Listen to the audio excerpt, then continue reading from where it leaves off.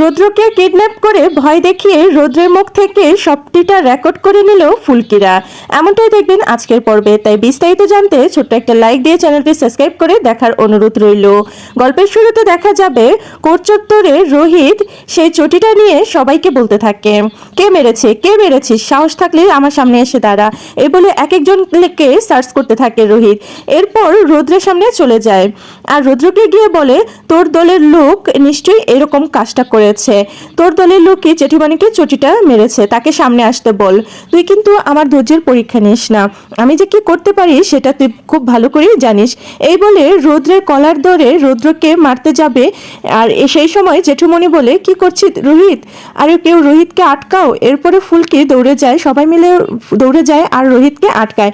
তখনই রুদ্র রাগান্বিত হয়ে বলতে থাকে, দেখুন দেখুন মাস্টারমশাই কি শিক্ষা দিয়েছে, মাস্টারমশাইয়ের জন্য আজকে এরকমটা করতে পারছে। এদের এত বড় সাহস যে আমার গায়ে চটি তুলছে। আরে জনগণ ওদের গায়ে উপর খেপেছে, চটি কে মেরেছে এটা আমি কি করে জানবো? কেউ একজন হয়তো বা মেরেছে, সেটা তো আমার জানার বিষয় না। আমি তো শুরু থেকেই আমার দলের লোকদের বলেছি শান্ত থাকতে। এখন জনগণ যদি ওদের উপর খেপে গিয়ে চটি মারে তাতে আমার কি করার আছে? দেখুন দেখুন। তখনই রোহিত আরো বেশি রাগান্বিত হয়ে যায় আর রাগান্বিত হয়ে রুদ্রের কাছে গিয়ে রুদ্রকে চটিটা মারতে থাকে। আর সেই সময় তখন বড়বাবু বলে, আরে এটা কি হচ্ছে, হ্যাঁ আপনারা তো সবকিছু অবমাননা করছেন, থামুন বলছি, থামুন। আর সেই সময় উকিল সাহেব বলে, আরে করতে দিন, থামানোর কোনো প্রয়োজন নেই। এই যে এটা আছে না, এটা দিয়েই তো জামিনটা পাওয়া বন্ধ করে দিব, কোনোভাবেই যেন জামিনটা না পেতে পারে। এই যে এটা দেখিয়ে বলবো যে রুদ্রর গায়ে হাত তুলেছে, বুঝতে পেরেছো? ওইদিকে তমাল বলে, দাদা ভাই তুই এটা কি করছিস বলতো? আরে এই পয়েন্টটা কি কাজে লাগিয়ে তারপর জামিন না পাবো তখন কি হবে বলতো? ফুলকি বলে, স্যার আপনি এটা কেন করলেন বলুন তো? পায়েল বলে, আরে দাদা ভাই তুমি এই কাজটা কেন করতে গেলে? এটা তো জনগণের উপর অন্যায় করা বলে, তাই না?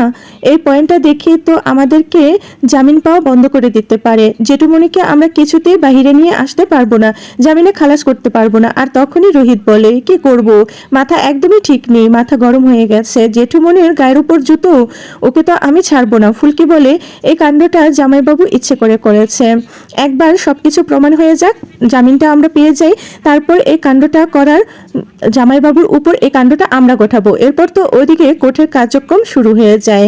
এদিকে মাস্টারমশাইয়ের বিপক্ষে উকিল বলে, এটা কোনোভাবেই মঞ্জুর করা সম্ভব না। আসলে এটার নতুন করে বলার কিছুই নেই, কেননা সবকিছুই ওনাদের বিরুদ্ধে প্রমাণ পাওয়া গেছে। তাই এই কেসটাকে যত তাড়াতাড়ি সহজ করা হয় ততই ভালো। আমি আদালতের কাছে প্রার্থনা করছি সহজ করার। তখনই জজ সাহেব বলে, আচ্ছা বিস্তারিত বলা হোক, কিভাবে কি হয়েছে? এরপর মাস্টারমশাইয়ের বিপক্ষের উকিল বলে, কিভাবে কি হবে আবার? আরে জনতা উন্নয়ন দলের পার্টি ওনার মেয়েকে ভোটে দাঁড় করিয়েছে, মাত্র একটি ভোটে লাবণ্য সান্যাল জয়ী হয়ে যায়, মাত্র একটি ভোটে, ওটা আহামরি কিছু নয়। তারপরে ওই হিসেব নিকেশ নিয়ে বসে, হিসেবের খাতা খুলে বসে, আর সেই জন্যই ওই রুদ্ররূপ বাবুর লোক দুজনে নিয়ে এভাবে গুম করে মেরে ফেলেছে।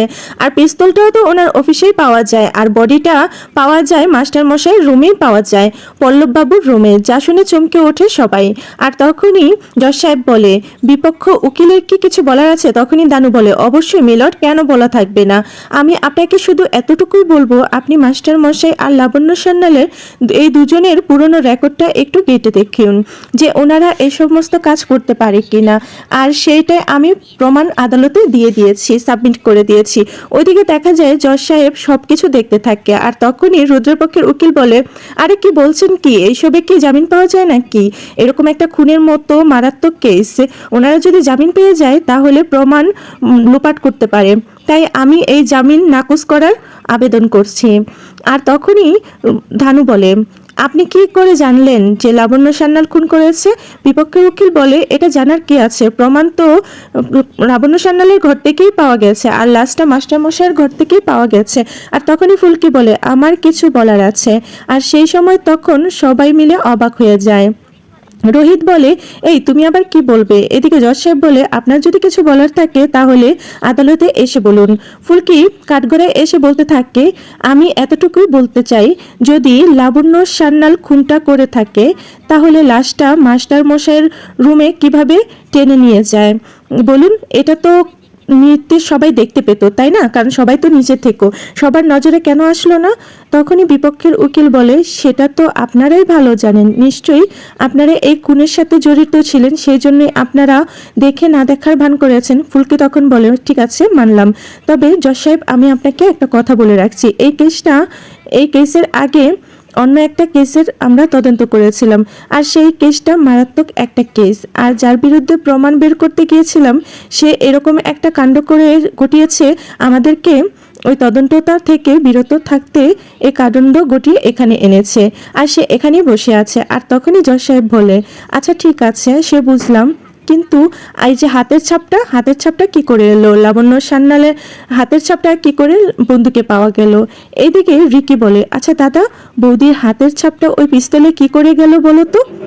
এরপর তখন রুদ্র বলে, আরে শুন, আমি বলছি, তবে আস্তে, কেউ যেন কিছু শুনতে না পারে।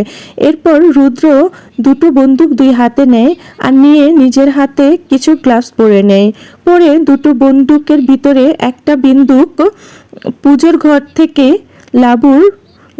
লাবণ্যর হাতের ছাপ পাওয়া যায় ঘটি থেকে কিছু একটা কষ্টেপের সাহায্যে হাতের ছাপটা পিস্তলে এনে দেয়, যা শুনে চমকে ওঠে রিকি তখন বলে, ওরে বাবা, এরকম বুদ্ধি করেছিস?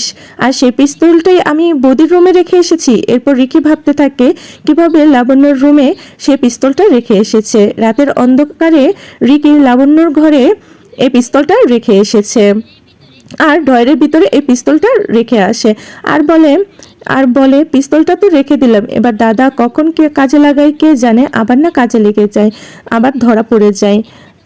এদিকে তখন উকিল সাহেব বলে, আচ্ছা ফুলকি দাস, আপনার বয়ান শুনলাম, আপনি গিয়ে বসতে পারেন।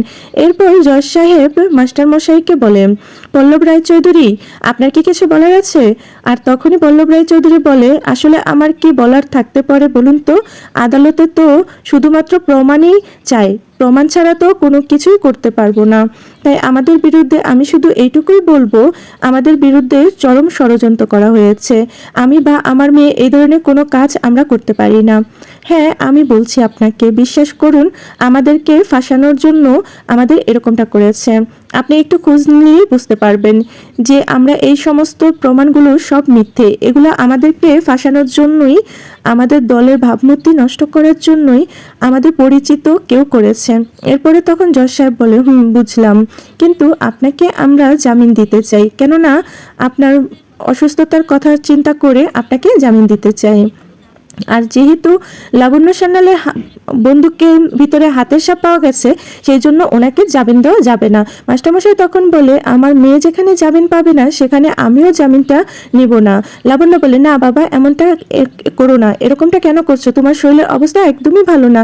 লাবণ্য তখন জজ সাহেবকে বলে, জজ সাহেব, শুধু এতটুকুই চাই, অন্যায় যদি করে থাকি তাহলে আমারটা করুন, আমাকে শাস্তি দিন, আমার বাবাকে ছেড়ে দিন। আর তখনই পল্লব রায়চৌধুরী বলে, না মা, তোর যেখানে মুক্তি পাওয়ার কোনো চান্স নেই সেখানে আমিও জামিন নেব না। তুই যদি জামিন না পাস তাহলে আমিও জামিন পাবো না, তাই আমিও তোর সঙ্গেই থাকবো, তুই যেখানে থাকবি আমিও সেখানেই থাকবো। একথা শুনে কাঁদতে থাকে ফুলকিরা সবাই। ওদিকে সবাই দেখা যাবে ফুলকি রোহিতকে বলে, স্যার, এই সব কিছুই করেছে জামাইবাবু, দেখেছেন কোর্ট চত্বরে ওরকম একটা কাণ্ড ঘটিয়ে আমাদের জামিনটা নাকচ করে দেওয়ার চেষ্টা করেছিল। আর তখনই রোহিত বলে, সেটা তো রৌদ্রর পুরনোর কাজ, ও তো করবেই। এদিকে তখন রৌদ্র হাসছিল ফুলকির দিকে তাকিয়ে, আর তখনই ফুলকি বলে, স্যার দেখুন দেখুন জামাইবাবু কিভাবে আমার দিকে তাকিয়ে হাসতেছে, উনিই সব কিছু করেছে, এবার আমাদের কিছু একটা করতে হবে। এরপর জজ সাহেব বলে, আপনাদের কিছু বলার আছে? ধানু তখন বলে, অবশ্যই বলার আছে। এই কেসটা তদন্ত করার জন্য, সবকিছু প্রমাণ জোগাড় করার জন্য আমরা একটা দিন সময় চাই। এরপর ধানুকে একটা দিন সময় দেওয়া হয়। এদিকে রিকি রুদ্রকে বলে, ও দাদা, একটা দিন তো সময় পেয়ে গেল, এবার কি হবে বলো তো? রুদ্র বলে, আরে চিন্তা করিস না, কি বা আর করবে, ওরা কোনো প্রমাণই জোগাড় করতে পারবে না। ফুলকি তখন বলে, স্যার এবার আমাদেরকে তোপের উপর দিয়ে তোপ চালতে হবে, ঠিক জামাই যেভাবে করেছে আমাদেরকে সেভাবেই করতে হবে। যা শুনে চমকে ওঠে রোহিত। আর রোহিত বলে, কি করতে চাইছো কি তুমি ফুলকি? ফুলকি তখন ভাবতে থাকে ঠিক কিভাবে রুদ্রের মুখ থেকে কথা বের করা যায়। তো বন্ধুরা, এই ছিল আজকের পর্ব। আর তো তোমাদের কি মনে হয়, রুদ্রকে কি ভয় দেখিয়ে শত্রুটা বের করতে পারবে ফুলকি? তাহলে কেমন হবে অবশ্যই কমেন্ট করে জানাবেন। আর পরবর্তী ভিডিও দেখার জন্য চ্যানেলটি সাবস্ক্রাইব করে রেখো।